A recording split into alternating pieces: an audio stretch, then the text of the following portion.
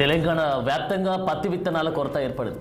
ఖరీఫ్ పనులు ప్రారంభం కావడంతో అన్నదాతలు పత్తి విత్తనాల కోసం ఆదిలాబాద్ జిల్లా కేంద్రానికి బాట పట్టారు. గత 15 రోజులుగా డీలర్ల వద్దకు వచ్చిన కోసం పడిగాపులు కాస్తా ఉన్నారు. వచ్చే నెల మొదటి వారంలో రుతుపవనాలు రానుండడంతో పాటు వర్షాలు విస్తారంగా కురిసే అవకాశం ఉందని వాతావరణ శాఖ తెలిపింది.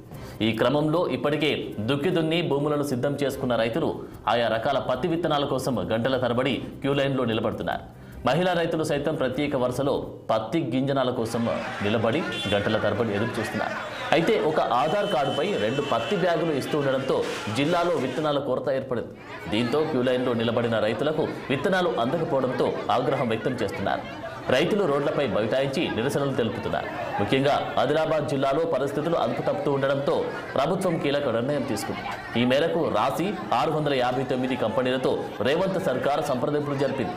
జిల్లాకు అదనంగా 80,000 ప్యాకెట్లు పంపిణీ చేసేందుకు కంపెనీ కూడా అంగీకారం తెలిపింది. ఆదిలాబాద్ జిల్లా కేంద్రానికి రాసి 659 విత్తనాలు రానున్నాయి. అక్కడి నుంచి ప్రతి మండల హెడ్ క్వార్టర్కు విత్తనాలు తరలించి అక్కడి నుంచి పంపిణీ చేయనున్నారు.